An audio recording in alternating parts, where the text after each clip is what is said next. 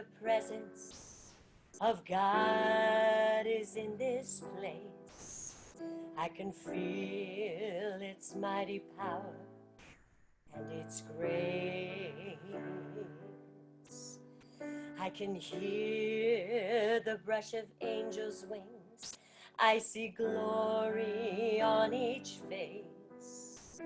Surely the presence of the Lord is in this place.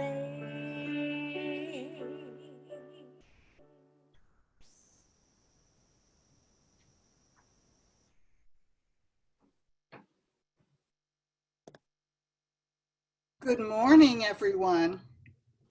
I'm Janice Sumler-Edmond, your service leader for today. And I have a reading for you selected by Rev Gena that I'm going to read right now. And it's entitled Resume. For centuries, we have been urged by Hebrew and Hindu to praise and command the hidden, limitless self of us. Let us begin now, this day, to praise and command the self.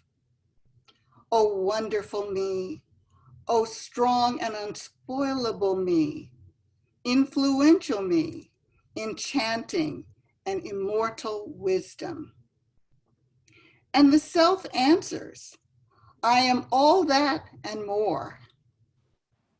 Paul said in 1 Corinthians 2nd verse, for it hath not entered into the heart of man to conceive what is laid up in the storehouse. Let us continue with strong commands to our great self. Rise up, my soul, and heal the sick wherever I walk. Show people how to be strong. Make people love God. Quicken me with heavenly fervor. Show me the finished kingdom through which I walk. Show me the words that make the world glad and sane.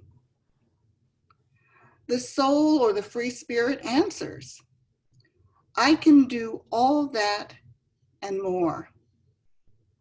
We must never forget to give over command of the soul self every night before we sleep. The author of that reading is Emma Curtis Hopkins.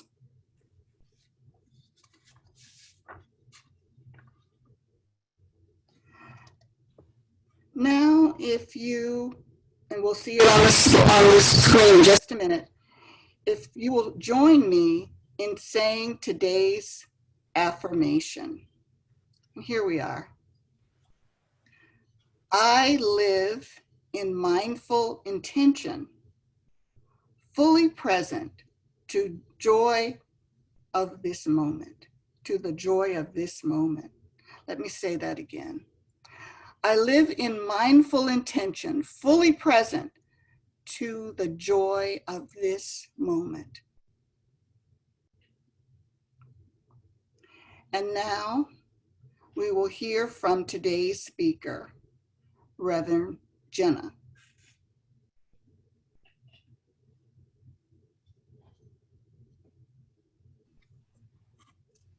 Hello, everyone. Good morning.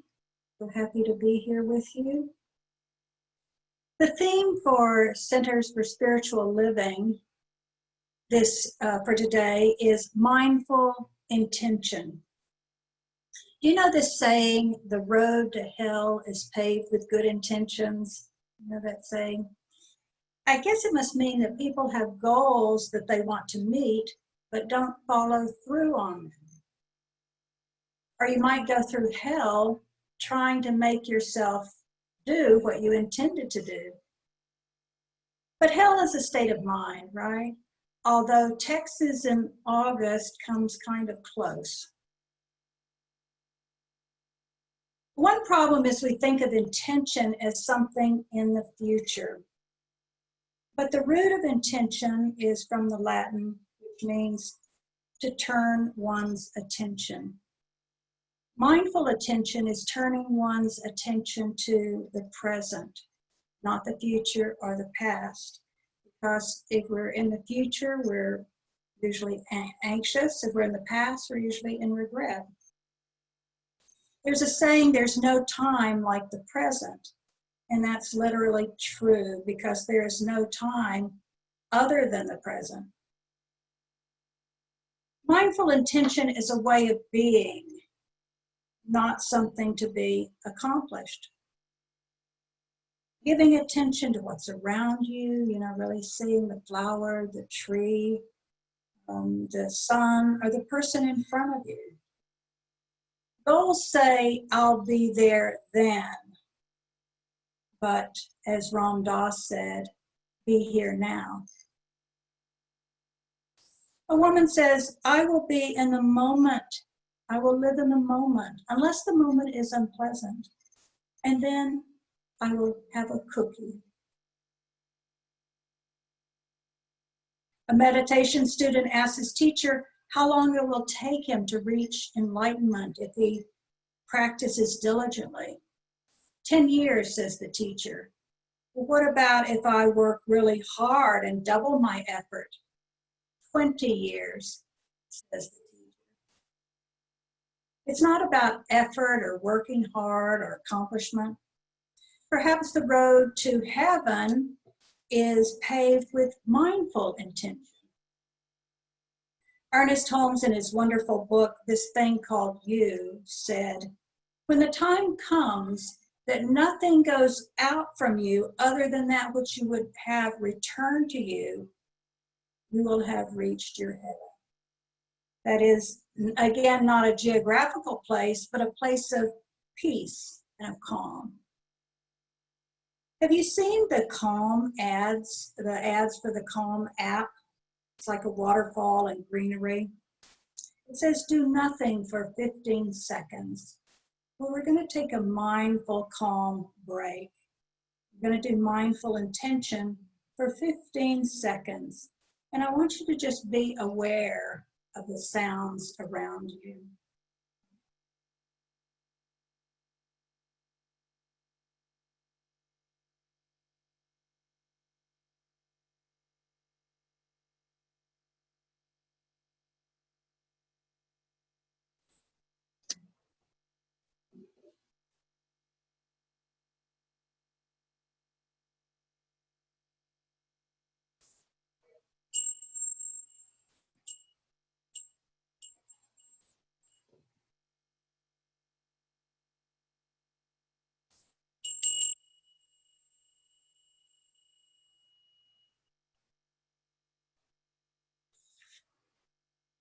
But how do we live in mindful intention?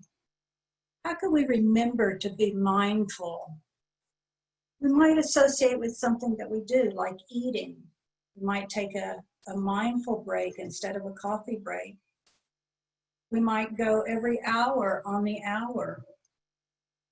We might have a commentary of the movie of our life. Like right now, I'm brushing my teeth. Or this concept known as Jenna is brushing her teeth. Now I'm having breakfast, so many tastes and textures. My cat cries out. I accept it. The breeze through the screen door to the patio is so sweet and cool. And then at some point you drop the commentary and just be. And then for a while you may go off to somewhere else. We might not stay in mindfulness, but we have the intention to keep returning, keep coming home to ourselves.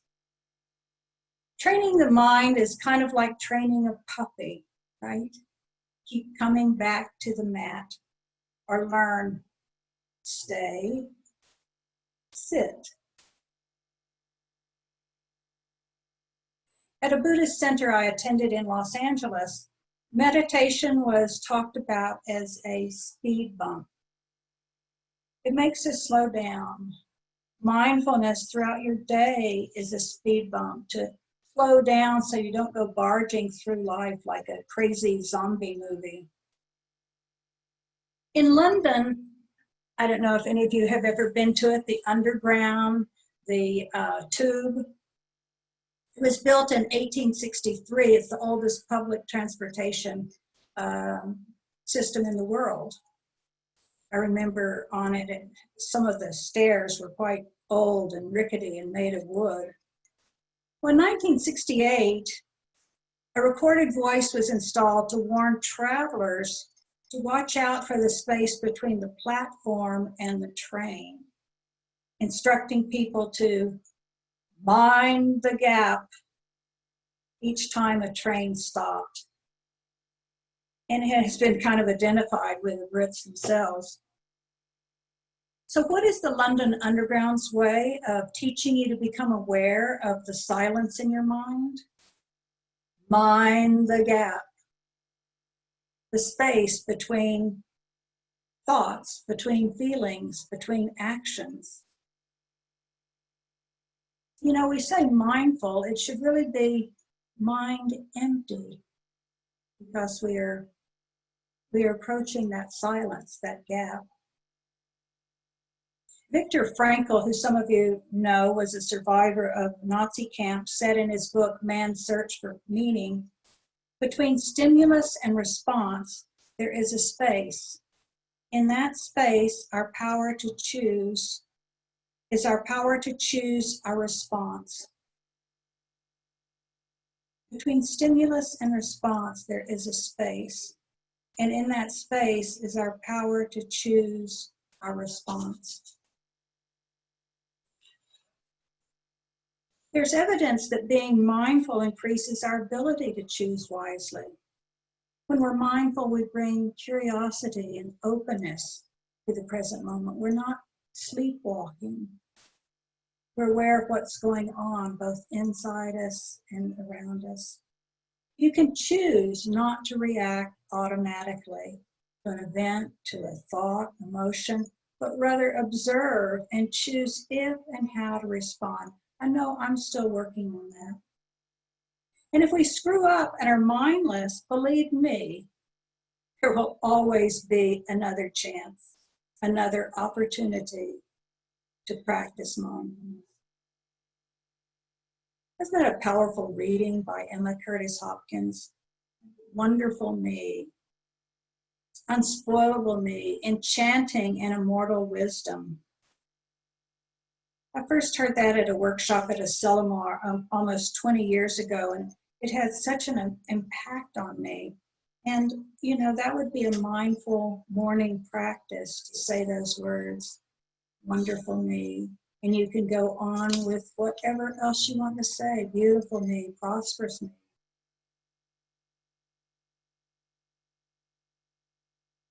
Well, the concept of mindfulness first appeared from a translation of Buddhist texts in the 1880s.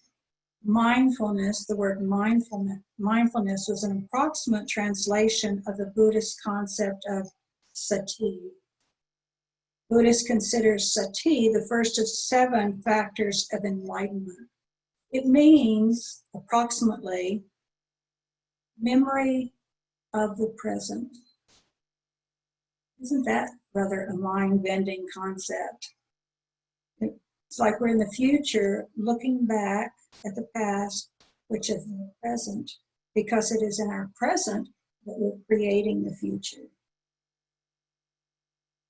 It reminds me of a strange and powerful film called Dark City. Has anyone ever seen that?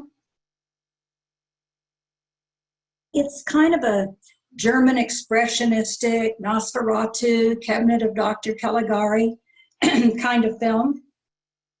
It tells the story of the strangers. It came from another galaxy whose civilization is on the brink of extinction, and they came here to study humans. They've created this alternate city where they can tune it and other people by running experiments, and everything stops as they make these massive changes in the city and in the memories of its inhabitants. They're aided by a Dr. Schreiber who injects new memories into the inhabitants. The main character, Murdoch, discovers that he has the same power as the strangers, the ability to use his mind to create and change the physical world and memories. How about that? It turns out that the doctor, in injecting Murdoch, inserted himself into Murdoch's memories with mental training, so that eventually he can overcome the power of the strangers in the future. He is the one who must bring light back into the city of continuing shadows and darkness. It's a really incredible movie. Actually, the critic Roger Ebert once did like a 4-day seminar on it, like going through it like almost frame by frame. Well, what about the possibility that we might do the same thing? That we, as our present day personalities, go back and insert ourselves in our memories. Give our younger self advice and warnings or encouragement. Train ourselves with the necessary knowledge and power to face whatever we need now in the present. Just a thought. A meditation student asked his teacher, "Am I allowed to send you an email?" "Yes," said the teacher, "but no attachments, please." Attachment is that hook that fastens us to our ego and a limited awareness. So how many Zen Buddhists does it take to change a light bulb? 3. 1 to change it, 1 to not change it, and 1 to contemplate change and not change. You know, so much of our life is invisible. We have radio waves, gamma rays, microwaves all around us. In fact, the visible light spectrum, what we can see, accounts for only 0.0035% of the entire electromagnetic spectrum.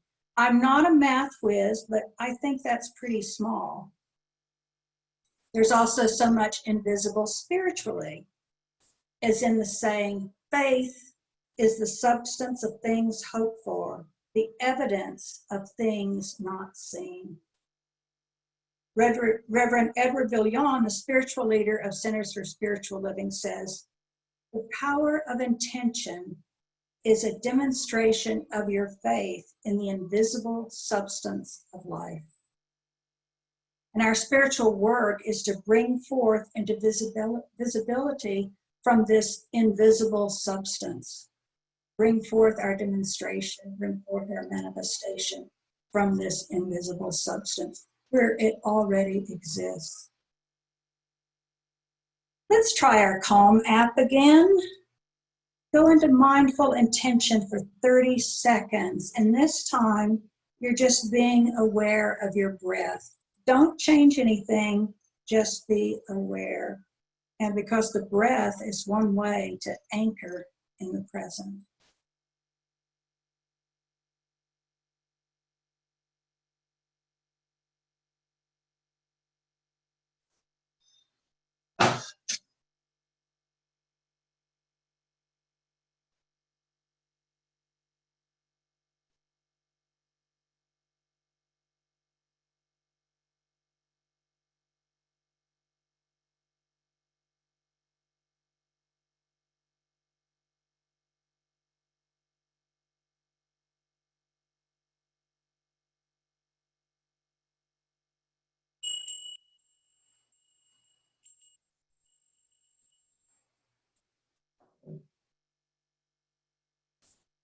Well, it's interesting what you discover when you follow threads of ideas.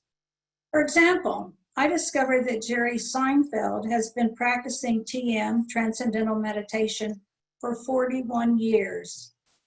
Even when he was doing his TV show, he used his lunchtime to do his practice. Does anyone here just nod or raise your hand if you have done TM? Anyone? Janice. Oh, Barbara. Dawn or Connie? Maybe we can talk about that in the breakout rooms. Or Doug, too. And do you know the director David Lynch, who made those kind of surreal films like Blue Velvet and Mulholland Drive?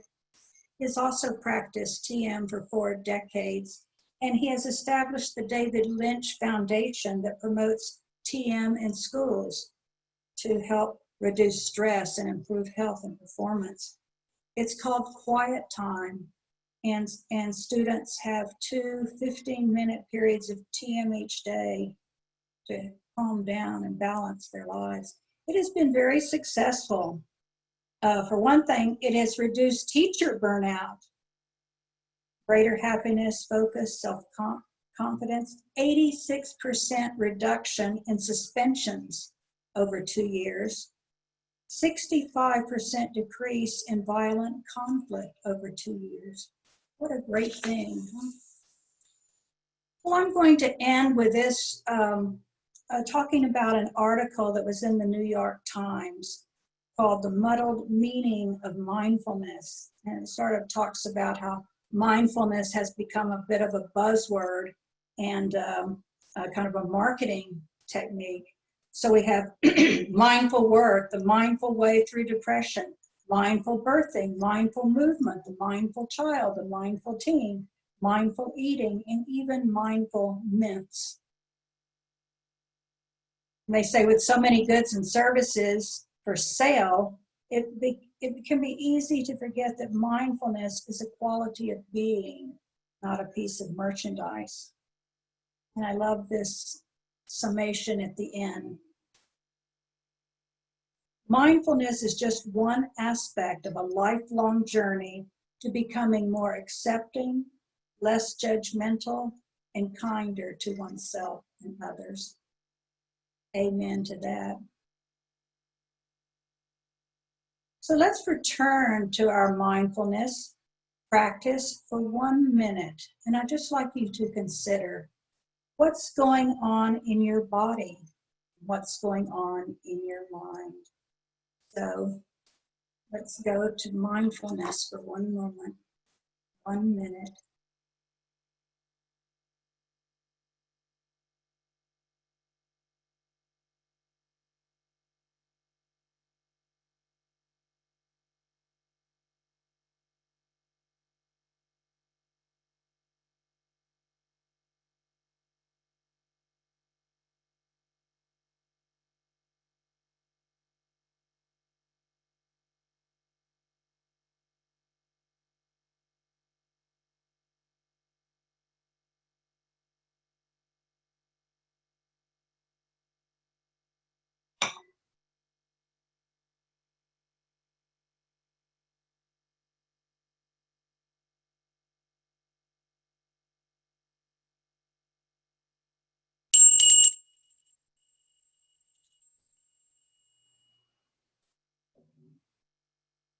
And my final words are, mind the gap.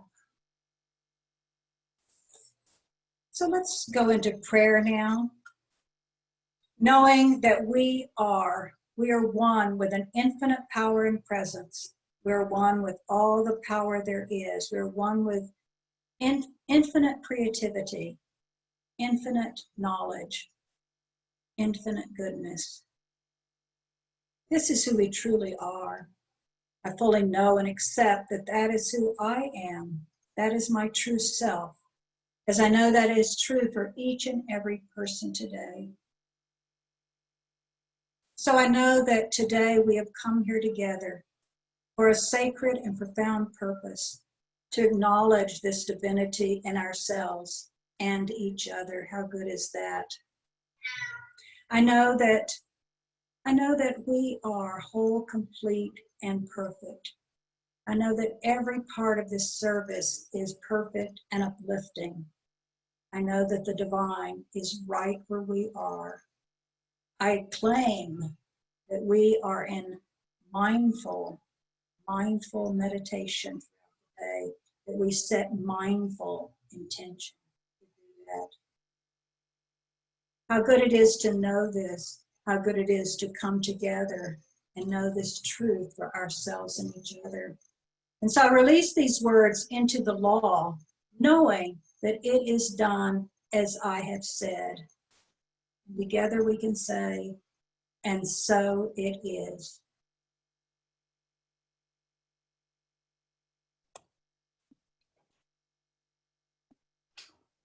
What a great talk. Would all of you, if you will, please unmute for a second and help me and join me in thanking Reverend Gena for a wonderful talk. Thank you, Reverend. Thank you. Fantastic. Thank you so much. Well, And now mute yourself. And now mute yourself. I'll mute